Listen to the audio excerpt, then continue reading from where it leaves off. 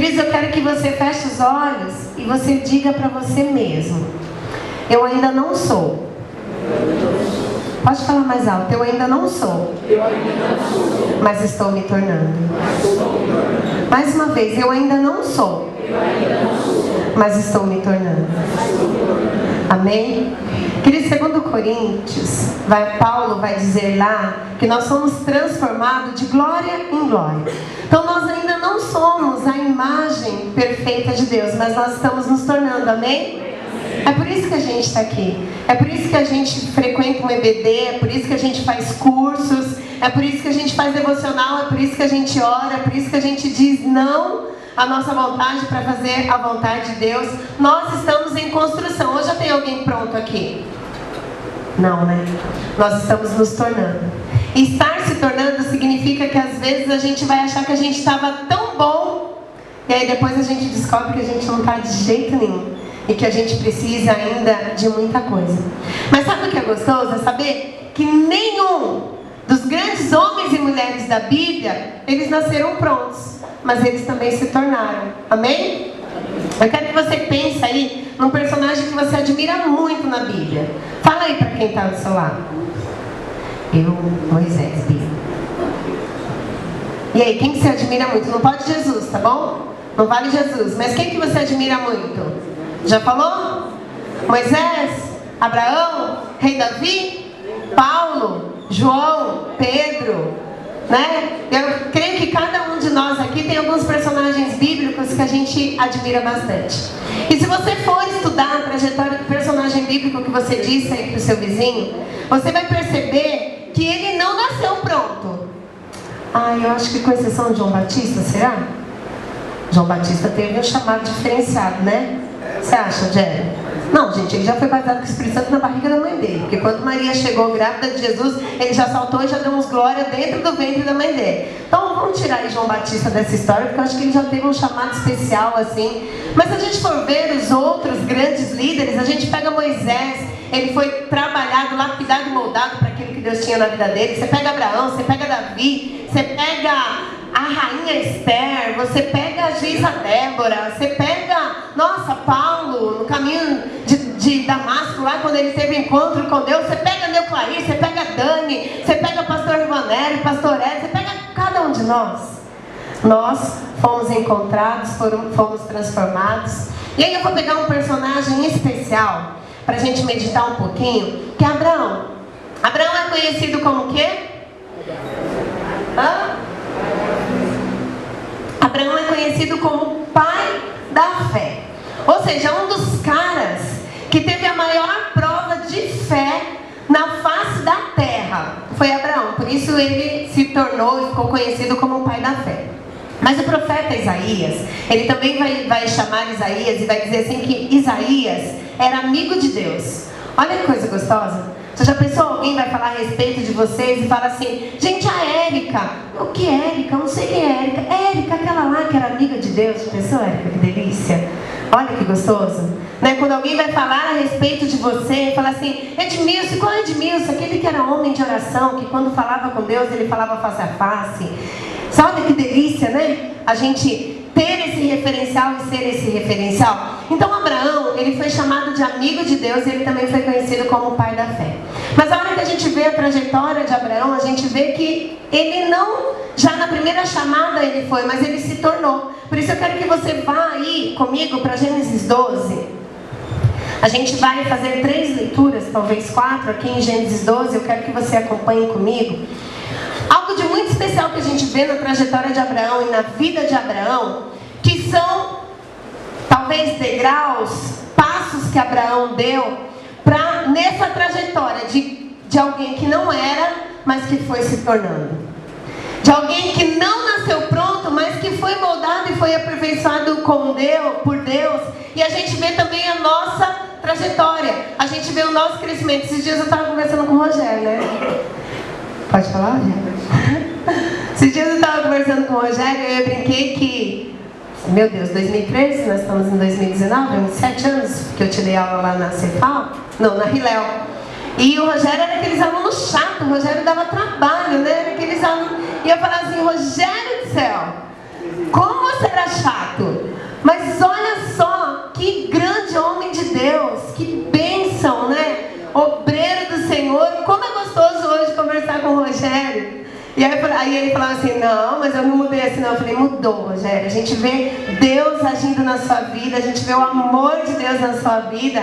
Gente, eu também, meu Deus do céu, quando eu me converti, eu acho que eu fui uma das crentes mais chatas que existia na face da terra. Eu me tornei uma religiosa assim, terrível. Eu brigava com os jovens que não iam para a igreja. Nossa, virei a crente chata mesmo da minha família. E aí, Deus vai nos moldando e Deus vai aperfeiçoando a gente, vai transformando, né? Que bom que Ele faz isso com a gente. Eu me lembro que nós tivemos um professor, Joninhas Madureira. Hoje ele já é da mídia ali, hoje ele é muito conhecido, mas a época que a gente teve aula com ele, 2002 mais ou menos, ele fala, pra gente ele já era um professor, nossa, maravilhoso, e ele fala assim, que dó que eu tenho dos meus alunos naquela época, porque ele diz, eu fui crescendo, eu fui sendo moldado, eu fui crescendo cada vez mais na presença de Deus. Então, não fica chateado não, você está em reforma, amém?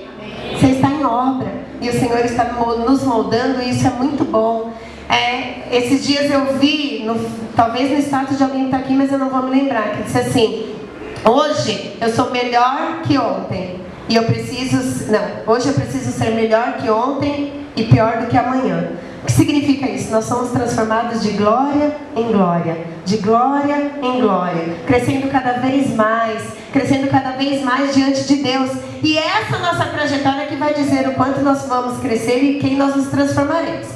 E aí Abraão, ele nos chama a atenção, porque primeiro lá em Gênesis 12, você abriu aí a sua Bíblia, a gente vê o chamado de Abraão. Então primeiro Gênesis 12, 1, Deus diz o seguinte para Abraão, Abraão, sai da tua terra, Abraão, sai da tua terra, do meio da tua parentela, da casa de seu pai, e vá para o lugar que eu te mostrarei.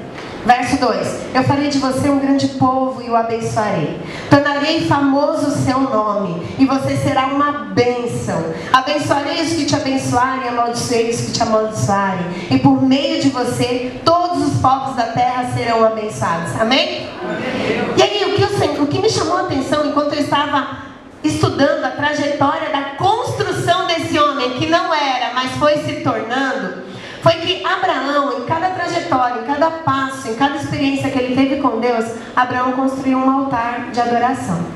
E nós temos escritos aqui na Bíblia 4 altares que Abraão construiu. E quando eu estava lendo isso aqui, gente, existe a nossa trajetória cristã em cada um desses altares que foram construídos por Abraão. O primeiro altar que a gente vê Abraão construindo está aí no verso 7. Você está no capítulo 12. Vai aí para o verso 7. Se você não tiver a Bíblia física, a Bíblia de papel, vai aí no seu celular e dá uma olhadinha. No verso 7, diz assim, o Senhor apareceu a Abrão e disse, à sua descendência eu darei esta terra.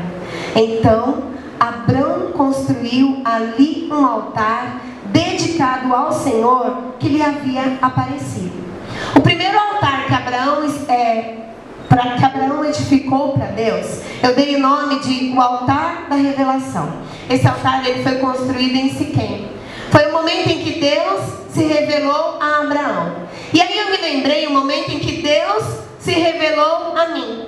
Uma religiosa, uma adolescente que acreditava que cumprindo alguns rituais ela iria morar no céu. Uma religiosa que acreditava que fazendo algumas coisas que ela tinha aprendido de família, ou que a religião dela havia ensinado, que ela ia entrar no céu. Mas aí um dia essa religiosa, ela teve um encontro com Deus.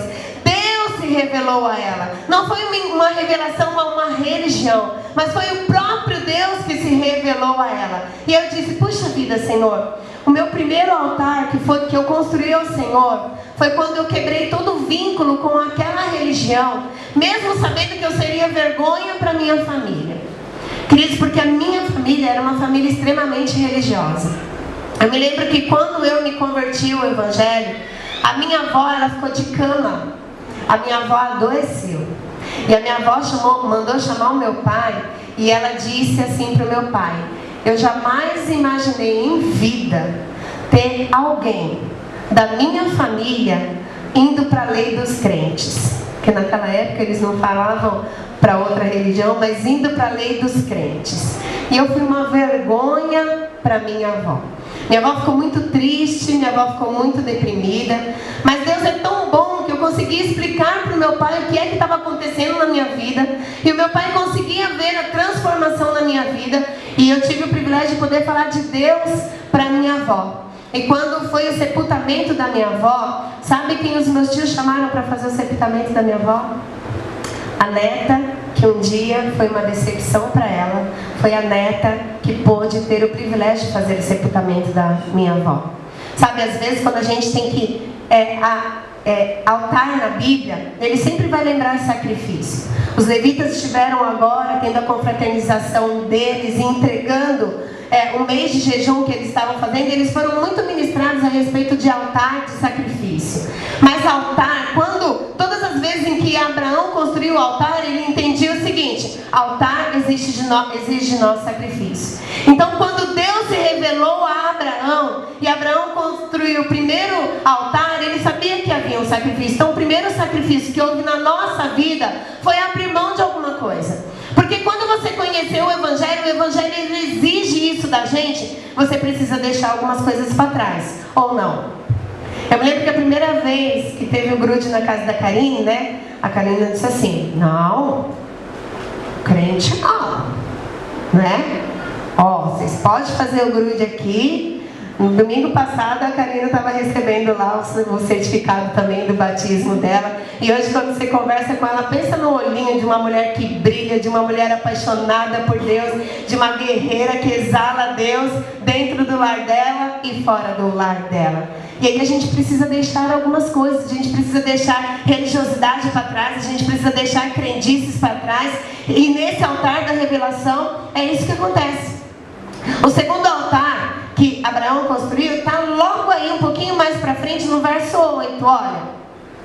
Dali prosseguiu Abraão em direção às colinas do leste de Betel, onde armou acampamento, tendo Betel de um lado e Ai a leste.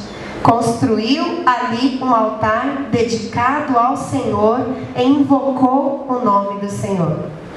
Queridos, o segundo altar que Abraão construiu é o altar da separação. Ai significa monte das ruínas e Betel significa casa de Deus. Abraão literalmente ele saiu de Ai, um lugar de ruína, um lugar de destruição, um lugar onde eu não tenho esperança, um lugar onde a minha trajetória é uma trajetória de medo, porque depende dos meus esforços, em direção à casa de Deus. E quando ele estava nesse caminho, ele edificou o seu segundo altar, porque ele entendia que não era mais sobre ele, mas agora era sobre o Deus que o estava chamando. Aí o Senhor me fez lembrar mais uma vez quando eu construí esse segundo altar, que foi o altar da separação. A minha conversão se deu aos 17 anos, e eu já contei para a maioria de vocês, quando um primo meu faleceu. O meu primo de 22 anos, ele iria se casar no sábado, mês de janeiro de 91, se eu não me engano. Ele iria se casar, mas na quinta-feira ele decidiu fazer uma despedida de solteiro. E aí ele e os 3 amigos que estavam no carro beberam bastante, e na volta para casa de madrugada ele bateu o carro. 3 dos que estavam no carro faleceram e somente um sobreviveu. E o meu primo, que iria se casar no sábado, foi uma dessas vítimas, foi o primeiro a falecer. Aquele salão de festa que havia sido alugado para ser a cerimônia de casamento dele foi o mesmo salão usado para ser feito o velório dele. E aí eu me lembro que a minha conversão se deu justamente eu perguntando para Deus: Deus, e agora? Quem vai ser o próximo? Será que a minha vida, Senhor Deus, ela se deu será que o Senhor nos criou para nascer, viver e morrer? Será que a gente não tem um propósito? Será que a gente não tem uma história? E eu me lembro que naquele ano de 91, era a época da guerra do Golfo, e a televisão só falava em guerra, E uma das ameaças que existia era que o Brasil se aliasse a essa guerra. Então havia uma ameaça de terceira guerra mundial, rumores de terceira guerra mundial. E aí existiam aqueles rumores de que alguns jovens poderiam ser requisitados para ir servir nessa guerra. E existia tanto medo. Eu me lembro que a minha tia, um dos confortos dela foi dizer o o seguinte: bom, meu filho foi, pelo menos ele foi desse mundo de guerra. E eu me lembro que uma das coisas, assim que eu me converti, uma das coisas que invadiu o meu coração foi quando eu aprendi que agora quem controlava a minha vida não era mais eu, mas era Deus. E que eu não precisava mais ter medo, porque nem o fio que o Senhor sabia, os fios que havia na minha cabeça, que agora os meus passos eram dirigidos por Ele, que conversão era eu pegar o controle da minha vida e entregar nas mãos dEle. Queridos, isso trouxe uma paz tão grande ao meu coração. Eu estava saindo de Ai, de um mundo de destruição, e rumando para Betel. O terceiro altar está aí no capítulo 14, vai um pouquinho mais para frente. Ele construiu em Hebron. Quando a gente vê lá o chamado de Abraão, a gente vai notar que Ló foi com ele, o sobrinho dele. Não era para ele levar nenhuma das suas parentelas, era para ele levar somente a sua esposa. Porém, Ló foi com ele. E aí a Bíblia diz que os pastores de Ló com os pastores de Abraão, eles começaram a brigar entre eles, e já não estava dando mais para eles continuarem juntos. Então Abraão, que já estava tendo uma comunhão tão grande com Deus, que já estava tendo sensibilidade para ouvir a voz de Deus, ele disse o seguinte: olha, Ló, olha para essas terras todas e escolhe para onde você quer ir. Você decide. Se você for para leste, eu vou para oeste. Se você for para norte, eu vou para sul. Escolhe você para o lado que você quiser. Então Ló olhou e ele viu as campinas do Jordão. Ele viu aquele lugar que era o lugar mais aclamado por todos, que era o lugar mais próspero. E Ló disse assim: eu vou para onde tem prosperidade.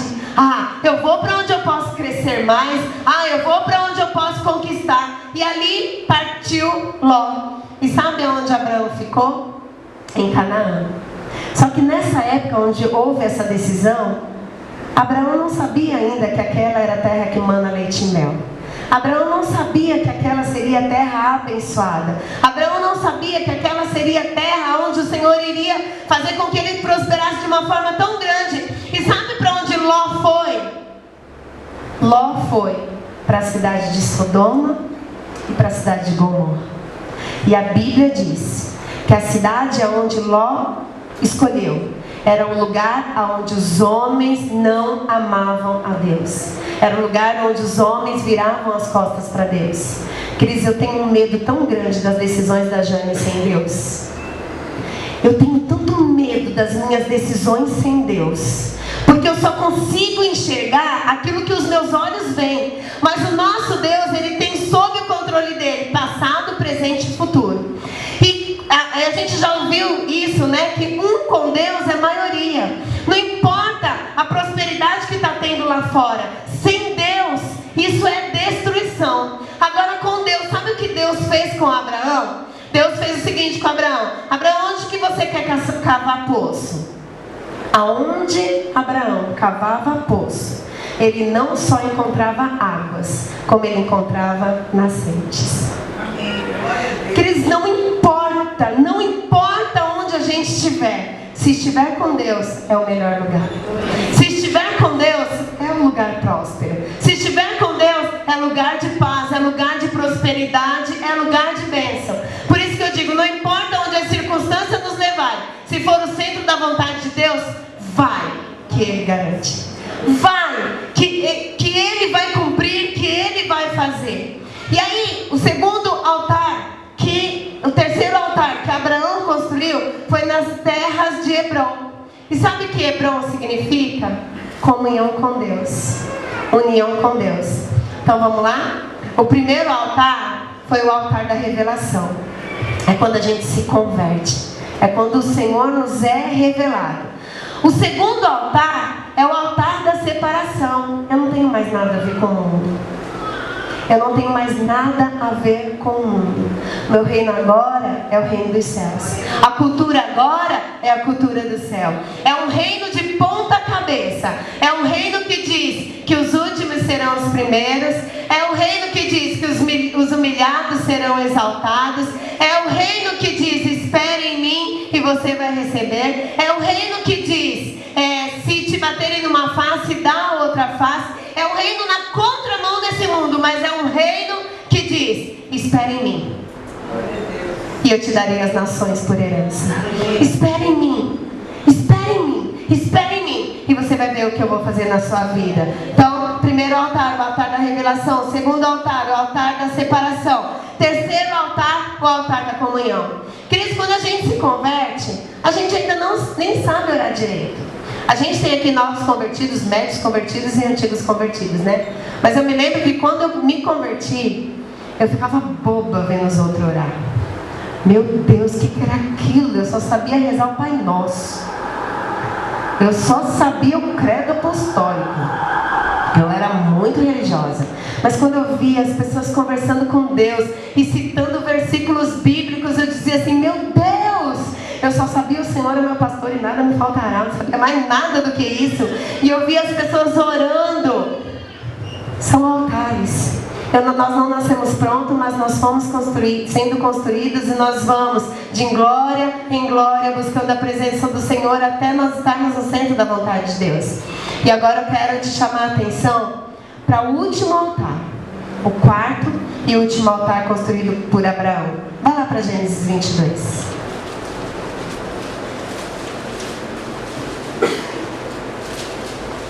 Nós ainda não somos, mas estamos nos tornando, amém? Nós ainda não somos, mas nós estamos nos tornando. Eu li esses dias, você também deve ter lido, dizia o seguinte, quando, se não me engano foi o pastor Cláudio Duarte que falou isso: quando alguém falar mal de você, você chega para a pessoa e diz assim: na verdade eu sou muito pior do que isso que você está dizendo, porque eu ainda não estou pronto, mas eu estou me tornando, amém? Porque eu sem Cristo, eu sou muito pior do que você possa imaginar. Mas eu não sou, mas eu estou me tornando. Eu estou me tornando a imagem e semelhança de Cristo. Eu já sou muito melhor do que quando eu construí o meu primeiro altar. Eu já sou muito melhor do que quando eu construí o meu segundo altar. Eu já sou muito melhor do que quando eu construí o meu terceiro altar. Porque de fato, queridos, eu quero chegar na estatura em que Abraão chegou. E eu quero que você acompanhe comigo aí a leitura de Gênesis 22. Passado algum tempo, Deus pôs Abraão à prova, dizendo: Abraão, ele respondeu: eis-me aqui. Então disse Deus: tome seu filho único, Isaque, a quem você ama, e vá para a região de Moriá. Sacrifique-o ali como holocausto, num dos montes que eu te indicarei. Verso 3. Na manhã seguinte, você consegue imaginar como foi essa noite de Abraão? Na manhã seguinte, Abraão levantou-se e preparou o seu jumento. Levou consigo 2 de seus servos e Isaque, seu filho. Depois de cortar a lenha para o holocausto, partiu em direção ao lugar que Deus lhe havia indicado. No terceiro dia de viagem. Então vamos lá. Deus falou com Abraão. Ele passou uma noite inteira. E aí de manhã ele foi lá, pegou Isaque, pegou os seus servos. E ele caminhou por 3 dias em direção ao lugar que Deus lhe havia indicado. No terceiro dia de viagem, Abraão olhou e viu ao lugar ao longe. Verso 5. Disse ele aos seus servos: fiquem aqui com o jumento, enquanto eu e o rapaz vamos até lá. Depois de o adorarmos, voltaremos. Depois de fazer o quê? Depois de fazer o quê? Esse aqui é o altar da adoração. Cristo, talvez não, com certeza, foi o altar mais difícil de ser construído. Se o altar da revelação, eu acredito que tenha sido muito prazeroso, porque Deus se revelou a Abraão e disse assim: Abraão, eu vou te levar, eu vou te prosperar, teu nome será conhecido, eu vou revelar a minha vontade a você, eu serei o teu Deus, você será o meu servo. Yupi, Senhor, eu quero te adorar, eu quero te servir, e vamos lá. E ele construiu o altar da revelação. O segundo altar foi o altar da separação. Eu sei que isso exige de nós, sim, sacrifício. Mas quando a gente está apaixonado por Deus, queridos, a gente quer tanto Ele, a gente quer tanto a vontade dEle, que separar-se do mundo não é tão ruim, porque o prazer de servi-lo é muito maior. E aí depois a gente tem o altar da comunhão, que é ouvir a voz dEle, ser batizado com o Espírito Santo, que é a experiência de participar de uma vigília e não querer mais ir embora para casa. É a experiência de participar de uma santa ceia e a única coisa que fica na tua cabeça é o que o salmista disse: uma coisa peço e eu buscarei, que eu possa viver na casa do Senhor todos os dias da minha vida, que a tua vontade é que aquele culto não acabe, a tua vontade é não ir embora. Agora, o altar da adoração é eu entregar tudo que existe em mim. O altar da adoração é eu ir lá para a minha essência e poder entender o primeiro mandamento que diz: amar a Deus sobre todas as coisas. Boy Rê, amar a Deus mais do que amar Ju. Jaque, amar a Deus mais do que Alberto. Beto, amar a Deus mais do que a Jaque.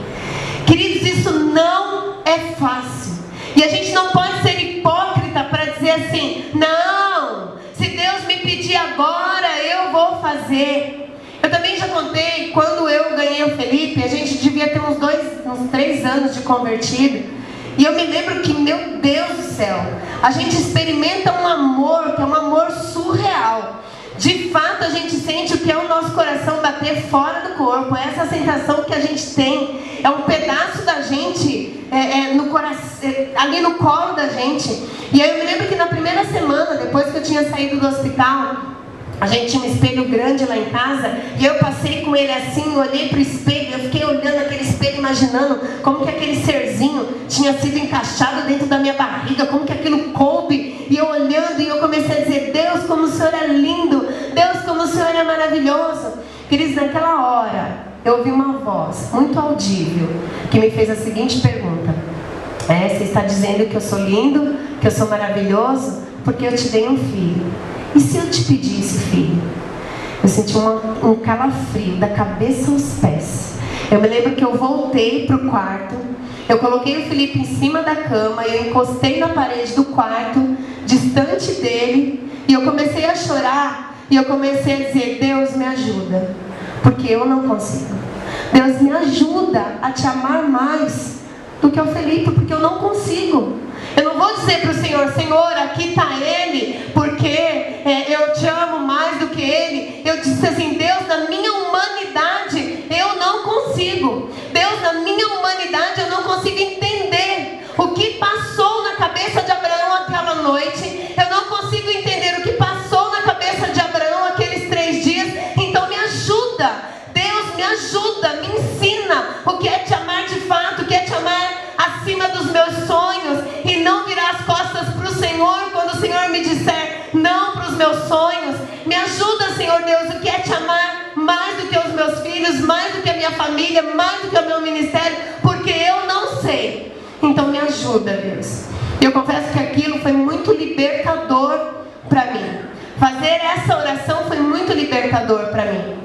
E eu imagino, sabe, pais, quando a gente vem aqui e nós apresentamos os nossos filhos ao altar do Senhor, o que nós estamos dizendo para Deus, na verdade, é: Deus, Ele é teu.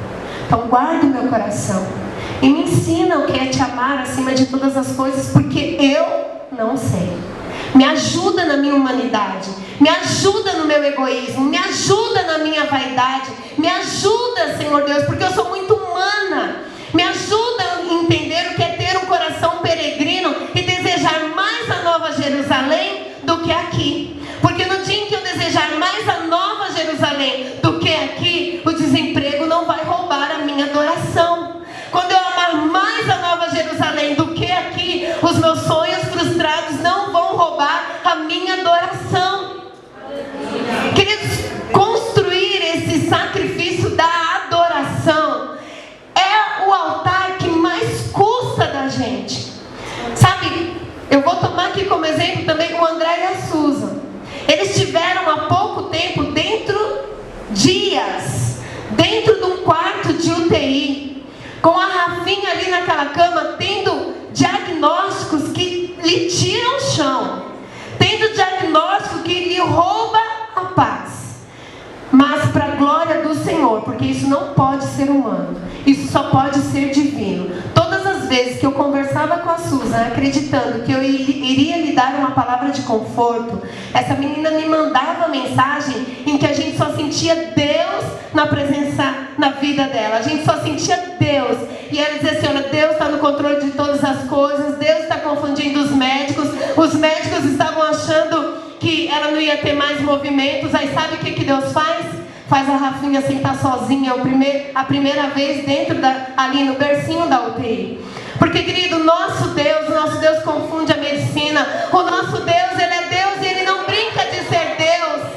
Construir o altar da adoração é entender que não é sobre nós, mas é sobre Ele. E aquilo que Ele tiver para fazer, Ele vai fazer. E a gente precisa entender o tamanho do nosso Deus, que tem tudo sob controle. Tudo sob controle. A gente não tinha um homem feito, mas a gente tinha um homem que estava se tornando. Olha o verso 6. Abraão pegou a lenha para o holocausto. Eu vou pedir para o louvor já ir subindo aqui. Abraão pegou a lenha para o holocausto e a colocou nos ombros de seu filho Isaque. E ele mesmo levou as brasas para o fogo e a faca. E caminhando os dois juntos, Isaque disse a seu pai Abraão: meu pai. Sim, meu filho, respondeu Abraão. Isaque perguntou: as brasas e a lenha estão aqui, mas onde está o cordeiro para o holocausto? A gente vai continuar, mas eu quero que você feche os olhos só um minuto. E eu quero que você responda, eu quero que você repita comigo. Deus, o adorador está aqui. O altar está na minha frente. Repete de novo. Deus, o adorador está aqui. O adorador sou eu. O altar está aí na minha frente.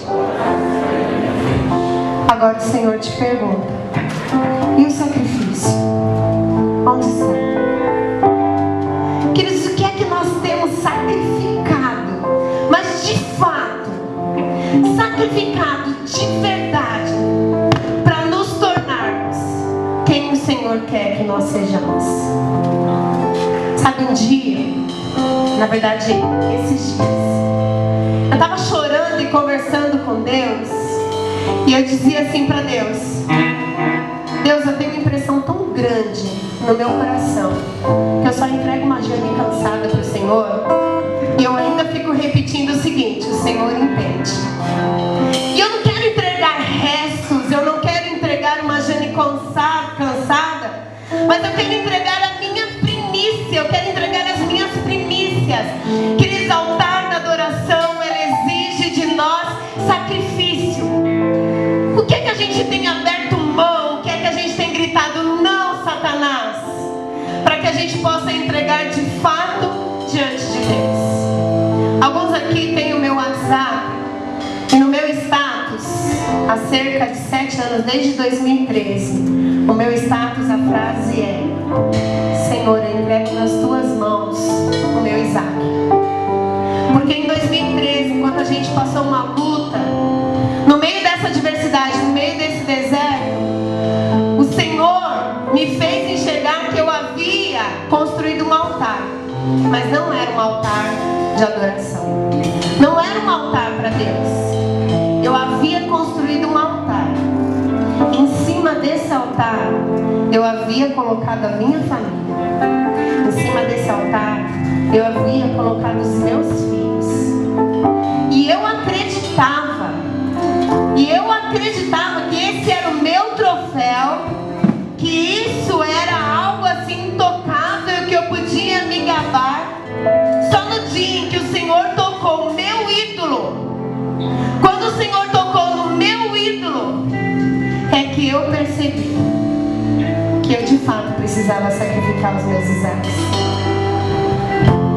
É que de fato eu comecei a enxergar quanta idolatria existia dentro de mim, queridos. Quanta idolatria existe dentro de nós quando a gente tem alguma coisa intocável e a gente diz para Deus assim: Deus, o Senhor pode tocar em tudo, mas se o Senhor tocar nisso aqui, eu não aguento, eu não resisto. Cuidado, porque a gente tem levantado ídolos. A gente tem levantado ídolos. Empregos são ídolos, ministérios são ídolos. Ah, Deus, eu te sirvo, mas não me tira tal liderança. Deus, eu te sirvo, mas não toca no meu ministério. O Senhor diz: entrega tudo ao altar da adoração, exige de nós sacrifício. Deus, sabe quando é que nós vamos entender que tudo foi colocado diante do altar? Eita, que vai mudar o louvor. Quando tudo perante o Senhor estiver, e todo o teu ser Ele controlar. Quando não existir mais nada de mim, mas tudo do Senhor, a gente vai entender que a gente colocou Isaac diante dele. Então, só para encerrar, queridos, verso 8. Respondeu Abraão: Deus mesmo há de prover o cordeiro para o holocausto, meu filho. E os dois continuaram a caminhar juntos. Quando chegaram ao lugar que Deus lhe havia indicado, Abraão construiu um altar e sobre ele arrumou a lenha, amarrou seu filho Isaac e o colocou sobre o altar em cima da lenha. Então estendeu a mão e pegou a faca para sacrificar o seu filho. Mas o anjo do Senhor chamou do céu: Abraão, Abraão! Eis-me aqui, respondeu ele. Não toque no rapaz, disse o anjo. Não lhe faça nada. Agora eu sei que você teme a Deus, porque não me negou o seu filho, o seu único filho. Abraão ergueu os olhos e viu um cordeiro preso pelo chifre no arbusto. Eu quero que você se coloque de pé. Sabe, queridos, quando a gente tem a coragem vinda de Deus, porque humanamente a gente não tem. Eu sou egoísta, você é egoísta. Uma das coisas mais fáceis que existe na vida da gente é nós criarmos ídolos. Uma das coisas mais fáceis, e a gente não consegue enxergar que isso é ídolo. A gente não consegue enxergar que são ídolos. Mas a gente diz para Deus assim: Deus, não toca. Deixa que aqui eu cuido, deixa que aqui eu faço. Ou então a gente diz para Deus assim: Deus, abençoa, Deus, guarda. Senhor, protege o meu pequeno ídolo. E no dia que o Senhor toca, a gente não quer mais saber de Deus. No dia que o Senhor toca, a gente não quer mais saber de Deus. Houve uma vigília aqui em que Deus usou a vida do pastor André Bueno. E nunca mais eu esqueci essa revelação que o Senhor deu para a vida dele. Que o nosso Deus é um Deus tão lindo, é um Deus tão perfeito. Enquanto Isaac subia o Monte Moriá, enquanto Abraão subia o Monte Moriá, com Isaac como oferta, como seu sacrifício, mesmo seu coração em migalhas, mesmo seu coração em pedaços, mesmo o seu juízo, sabe, ardendo, mesmo a carne dele querendo gritar e dizer: ah, chega, vem meu filho, vem meu ídolo, vamos continuar a nossa caminhada. Mesmo ele estando numa briga muito grande entre a fé e a razão, e mesmo enquanto Isaac, sem entender nada, levava aquela lenha, talvez pensando: meu pai está ficando doido? Como que a gente vai subir para adorar se a gente não tem sacrifício? Isaac não entendia. Isaac não entendia que o sacrifício era ele. Enquanto eles estavam subindo o monte de um lado, o cordeiro preparado por Deus já estava subindo o monte pelo outro. Queridos, enquanto Deus está te pedindo: entrega, entrega, entrega na minha mão, entrega na minha mão a tua família, entrega na minha mão os teus filhos, entrega na minha mão, sabe, o teu futuro, aquilo que rouba a tua paz, aquilo que suga a tua energia, aquilo que te rouba de congregar, aquilo que te rouba de estar na presença do Senhor, tudo aquilo que nos rouba